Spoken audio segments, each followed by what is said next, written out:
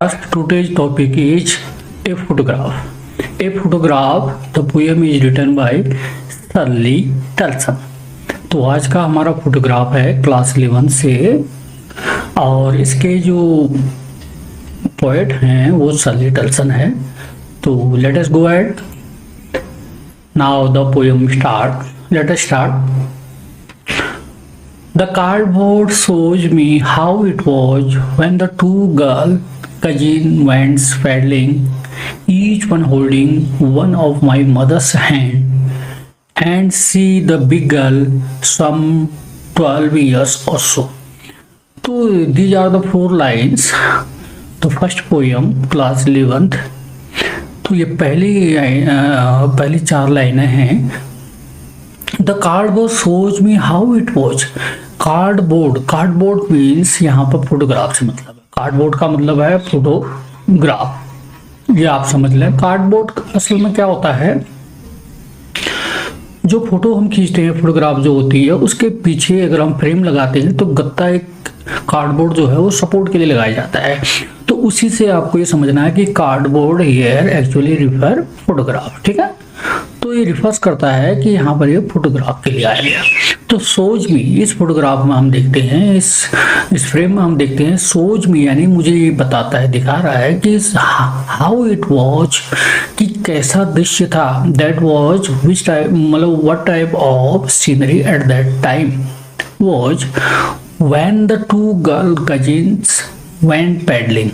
जब two girls, जो दो लड़कियां हैं जो आपस में कजिन हैं, उस समय वो पैडलिंग कर रही यानी तैर रही है समंदर के किनारे। जब वो छुट्टियों में गई हैं वहां पर बीच पे, तो वो तैर रही हैं, वो कर रही हैं। तो उस समय ये कार्डबोर्ड के जो फोटोग्राफ्स हैं मुझे ये चीजें दिखा रही हैं। ये पोएट नरेटर, इसमें पोएट खुद है, पोएटेस। ठीक है, Shirley टिल्सन। Each one holding one of my mother's hand. Each one holding माने उनमें से, each one माने प्रत्येक ने, हर जो कौन है, ये 2 कजिन्स हैं, 2 लड़कियां जो कजिन्स हैं, दोनों ने जो है each one holding one of my mother's hand. तो उन्होंने मेरी माँ के एक हाथ पकड़े हुए हैं। एक ने एक साइड से पकड़ा हुआ है, एक ने एक साइड से पकड़ा है, दोनों कजिन हैं। उस फोटोग्राफ में मुझे ये दिखाई दे रहा है। And see the big girl some 12 years or so। और उसमें जो बड़ी लड़की है, जो कजिन है, तो बड़ी लड़की जो है वो कितनी उम्र है उनकी, 12 years यानी 12 साल या 12 से ऊपर हो सकती हैं। तो इसका एक हम वो बना लें, देख लेते हैं, यानी सारांश में एक्सट्रैक्ट देख लेता हूँ इसका, कि कार्डबोर्ड की जो फोटोग्राफ है, यानी जो फोटोग्राफ है उसमें मुझे दिखाई देता है, उस फोटोग्राफ में 2 कजिन हैं और जो समंदर के बीच के किनारे तैर रही हैं, तैरने के लिए गई या घूमने के लिए गई हैं। तो उन दोनों ने इस फोटोग्राफ में मैं देख रही हूँ कि दोनों ने मेरी मदर का हाथ जो है पकड़ा हुआ है, और जो बड़ी लड़की है शायद वो 12 साल या उससे आगे की हो सकती है।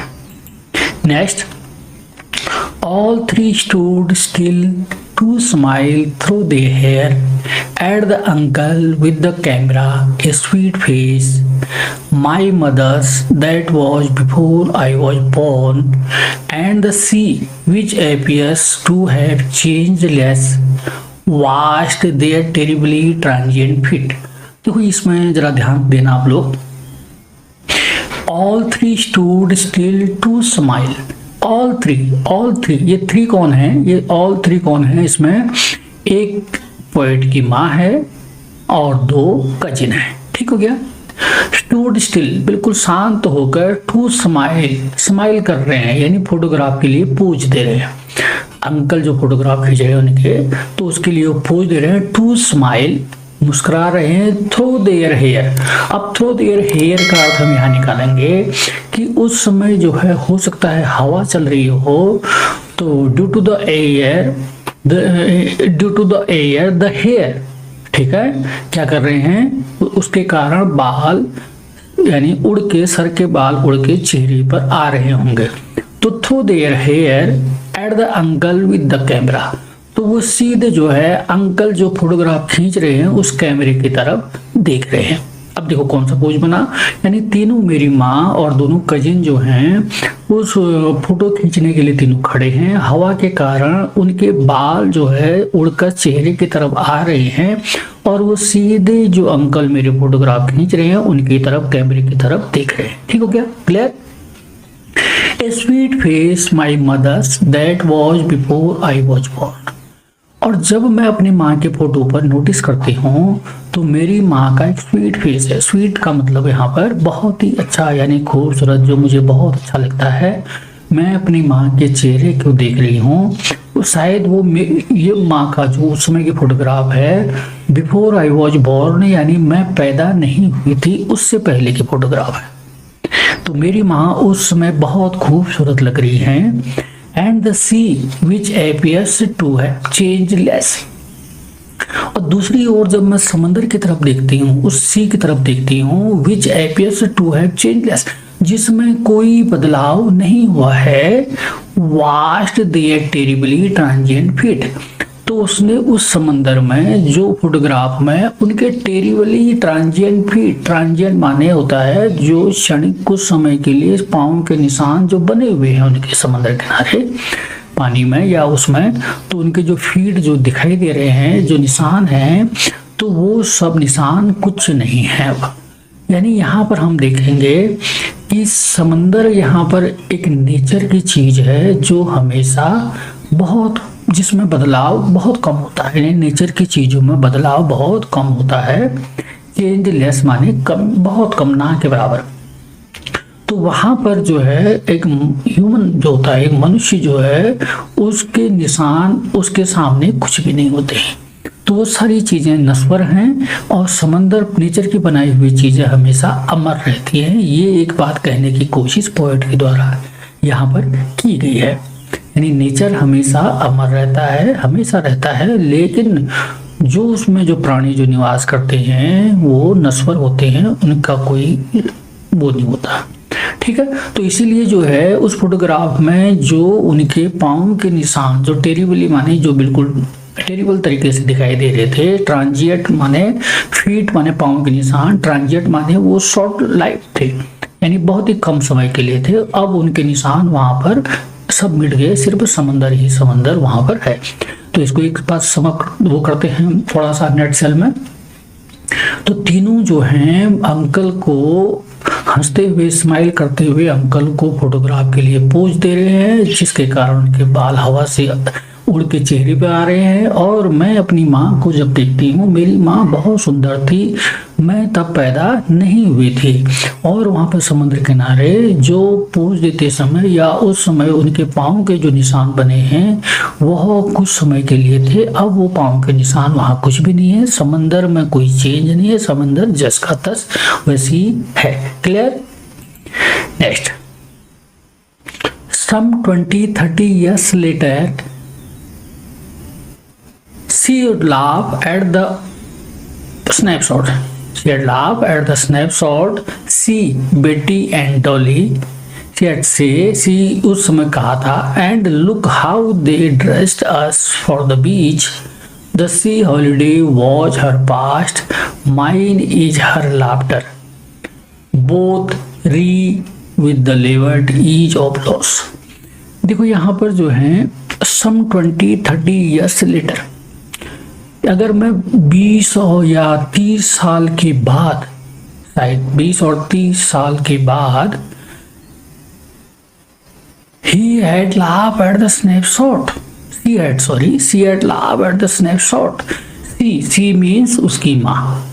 उसकी माँ उस समय के फोटोग्राफ को देखती हैं, यानी पोएट की माँ उस समय के इस फोटोग्राफ को देखती हैं और उस स्नैपशॉट को देखकर हंसती हैं।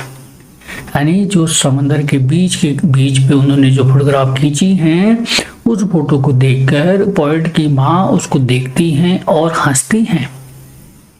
वो क्या कहती हैं? सी बेटी एंड डॉली।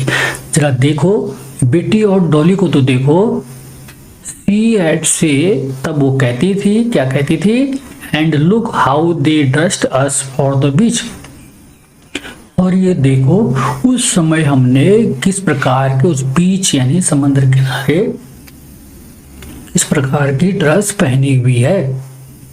इस चीज को वो देखकर हंसती है, कहती है कि उस समय हमारे उस समय के फैशन के हिसाब से समंदर में जब हम गए थे हॉलीडे सेलिब्रेट करने, तो उस समय हमने यानी बेटी डॉली और मैंने हमने किस प्रकार के ड्रेस पहने हुए हैं। The C holiday was her past. यद्यपि सी में जो हॉलीडे उन्होंने मनाया था उस समय की जो फोटोग्राफ कई चीजें हैं वो मेरी माँ का क्या था, बीता हुआ एक समय था। और क्योंकि 20-30 साल के बाद की बात हो रही है, अब मैं अपने माँ के साथ हूँ इस समय, तो वो कहती हैं वॉज हर पास्ट, वो माँ के लिए बीता हुआ समय हो गया। माइट इज हर लाफ्टर, और मेरे लिए माँ इस फोटोग्राफ को देखकर जो अब हंस रही थी, मेरे लिए उनका जो है उनकी हंसी, उनकी लाफिंग जो है मेरे लिए इम्पोर्टेंट है, माँ के लिए। तो अब यहाँ पर दो चीजें आती हैं। यहाँ पर यह बताने की कोशिश की गई है this effort, yeah, this is try to express by the poet here क्या होता है, जनरल गैप यानी जनरेशन गैप, ए जनरेशन गैप बिटवीन बेटी एंड यानी डॉटर एंड मदर, ठीक है। माँ और बेटी के बीच में जो जनरेशन, जो पीढ़ी का गैप है वो दिखाने की कोशिश करिए। अब माँ के लिए क्या इंपॉर्टेंट है, उसका बीता हुआ समय देख रही है कि किस प्रकार हम लोग थे, किस प्रकार हमने फोटोग्राफ खिंचाई, क्या किया क्या नहीं किया। तो माँ उसको देख कर हंसती है, और अपनी माँ को हंसते हुए देखकर उसके चेहरे की हंसी बेटी के लिए इंपॉर्टेंट है। देखो दोनों का अपना नजरिया है। Both wry with the laboured ease of loss. अब यहाँ पर बोथ री, बोथ माने दोनों, री यद्यपि जो बिटर स्वीट है यानी एक्सेप्ट तो कर रहे हैं, थोड़ा सा कड़वाहट भी है, एक्सेप्ट कर रहे हैं। देखो विद द लेवर्ड, लेवर्ड माने बड़ी कठिनाई से, ईज ऑफ लॉस यानी जो लॉस किया है, दोनों ने जो लॉस किया है, जो खोया है, उसको बड़ी कठिनाई के साथ, परेशानी के साथ, आसानी से यानी उस लॉस को एक्सेप्ट कर रहे हैं, ठीक है। यानी कहने का मतलब है दोनों ने बहुत कुछ खोया है। अब क्या खोया है, देखो री विद द लेवर्ड, यहाँ पर पोएट ने जो है अपनी माँ की हंसी यानी अपनी माँ की हंसी और अपनी माँ को खोया है। उसकी माँ इस दुनिया में नहीं है, तो उसने वही यादें हैं जब उसकी माँ उस फोटोग्राफ को देखकर, बचपन की अपनी उस फोटोग्राफ को देखकर हंसती थी। तो वहां पर पोएट ने अपनी माँ की हंसी, स्माइल और अपनी माँ को खोया है, और उसकी माँ ने अपना बचपन खोया है। तो एक का क्या है यानी माँ का यहाँ पर देख लें आप, माँ ने क्या खोया है, चाइल्डहुड, और डॉटर ने क्या खोया है, डॉटर ने खोया है mother and mother's smile, mother and her smile. तो यहां पर दो चीजें खोई हैं, ठीक है। तो माँ ने अपना बचपन खोया है उस फोटोग्राफ में जो देख रही हैं, और डॉटर ने जो खोया है क्या क्या, अपनी माँ को और उसकी स्माइल को खोया है। तो दोनों ने जो है यहाँ पर खोया है, ठीक है, लॉस किया है यानी दोनों ने खोया है। तो इसका अर्थ ये सेंटेंस बड़ा इंपॉर्टेंट है यहाँ पर। तो दोनों ने जो है यानी एक्सेप्ट किया है बड़ी कड़वाहट के साथ, बड़ी उसके साथ, खुशी के साथ, इस चीज को, उस लॉस को दोनों ने एक्सेप्ट किया है, ठीक है। तो नेक्स्ट चल रहे हैं। Now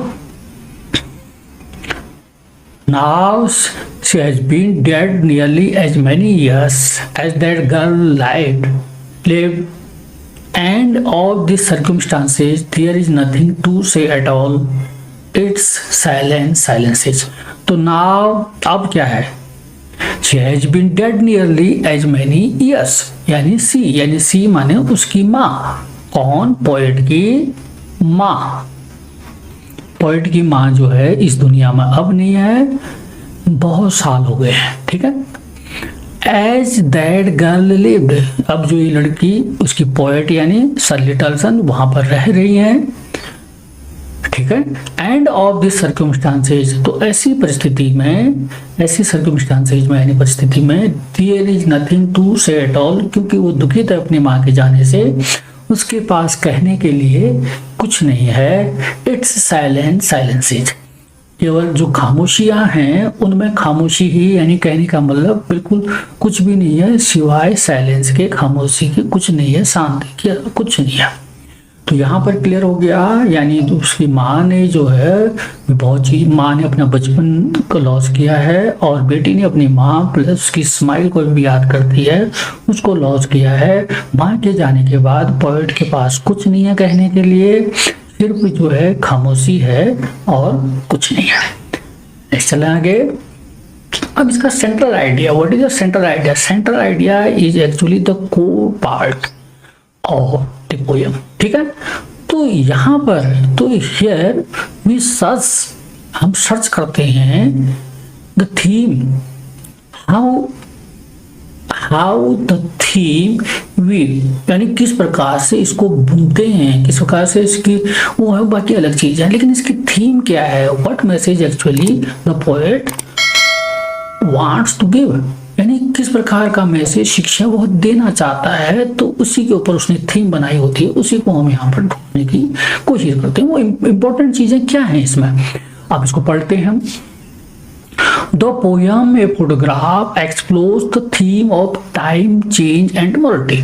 तो फोटोग्राफ जो पोयम है, इसमें हम जो हमारी जो थीम है, एक्सप्लोर द थीम, ये थीम जो है वो समय और परिवर्तन और मोर्टेलिटी यानी नश्वरता, ये तीन चीजों पर थीम यहाँ पर लिखी गई है। तो सबसे पहले हमने क्या देखा इस थीम में, समय क्या है? देखो समय क्या होता है, एक बचपन का समय है जब उसकी माँ की शादी नहीं हुई थी, बचपन में वो किस तरह से दिख रही थी, कितना आनंदित थी, क्या थी, कितना एंजॉय बीच पर कर रहे थे। तो एक समय वो है, एक समय वो भी है जब उसकी माँ इस दुनिया में नहीं है, उसे अपनी माँ के साथ बिताए हुए पल याद आ रहे हैं, एक समय वो भी है। और एक समय वह भी है जब याद आ रहे हैं जब केवल खामोशी है। तो इस प्रकार समय भी जो है बदलता रहा, समय चेंज हुआ, या ये परिवर्तन, तो कहने का मतलब दूसरी चीज में परिवर्तन दिखा रखे, तब परिवर्तन क्या था, उसके बाद परिवर्तन क्या, आज कितना परिवर्तन हो गया, चेंज हो गया। और तीसरी चीज मोर्टेलिटी। अब मोर्टेलिटी क्या है? मोर्टेलिटी बिल्कुल नष्ट है, यानी कहने का मतलब समय के अनुसार बहुत सारी चीजें नष्ट हो जाती हैं, इस दुनिया में नहीं रहती हैं। जैसे उसकी माँ इस दुनिया में नहीं है, उसके समंदर के किनारे उनकी जो ट्रांजिएंट फीट हैं, जो शॉर्ट लाइफ है, यानी नेचर के सामने उन कदमों के निशान भी कुछ नहीं है, समंदर वैसी का वैसी है, कोई चेंज उसमें नहीं हुआ है। तो तीन चीजें इसमें आई हैं, समय, तब का समय कैसा था, अब कैसा है, बीच में माँ के साथ कैसा रहा, और परिवर्तन तब कैसा परिवर्तन हुआ, देखो परिवर्तन होते होते होते आज परिवर्तन कहाँ पहुंच गया। तो बहुत सारी चीजें इसमें नष्ट हुई हैं। तो 3 points highlighted by the poetess, ठीक है। एक्चुअली उसने 3 पॉइंट इसको हाईलाइटेड किया है, और यहीं पर हम जो है एक्सप्लोर द थीम, फोटोग्राफ की जो थीम है उसको हम एक्सप्लोर करते हैं। तो Sally Tolson shows how a simple photograph can capture a moment of joy from the past, yet also remind us of the inevitable passage of the time and the loss of loved ones। तो यहाँ पर जो है सली टल्सन ने सिर्फ एक photograph, यानी एक बीते हुए समय की फोटोग्राफ, जैसे आप लोग अपने बचपन की फोटो देखते हैं, उसे देख के हंसते भी हैं, मुस्कुराते भी हैं, और थोड़ा सा दुखी भी होते हैं, सैडनेस भी होता है, कई बार जो है ध्यान एक डूबा रहता है। तो ये बहुत सारे जीवन के जो पोज होते हैं, उसी को सली टल्सन ने अपनी पोयम में उतारने की कोशिश की है। अब जैसे सिंपल फोटोग्राफ से capture the moment of Joy, उस समय समुद्र किनारे उनके मोमेंट क्या जॉय थे, कितने खुश थे। फ्रॉम द पास्ट, यानी बीते हुए समय में कैसे मोमेंट थे, और उन चीजों को रिमाइंड करती हैं, ठीक है। और समय, पैसेज ऑफ टाइम, समय के बीतने के साथ याद करते हैं। लॉस ऑफ लव्ड वंस, और जो लॉस है, जिनको वो प्रेम करते थे, उनका लॉस को भी एक्सेप्ट करते हैं, माँ को, उसकी स्माइल को, बिता हुआ बचपन को जो बीत चुका है। तो इन सब को चीजों को देखकर बचपन आता है। तो जीवन में हर चीज हम पा सकते हैं सिवाय एक बचपन के, ठीक है। वाइल्ड नेचर द सी, यानी समंदर की बात की गई है, रिमेन्स अनचेंज, यानी समंदर बिल्कुल चेंज नहीं बल्कि अनचेंज रहता है। Human life is fragile and short life. मनुष्य जीवन क्या है, कुछ नहीं है यानी नश्वर है, शॉर्ट लिव यानी बहुत ही कम समय के लिए बिल्कुल चीजें हैं, तो टूटने वाली नष्ट होने वाली चीज है फ्रेजाइल, और जो बहुत ही कम समय की रहती है।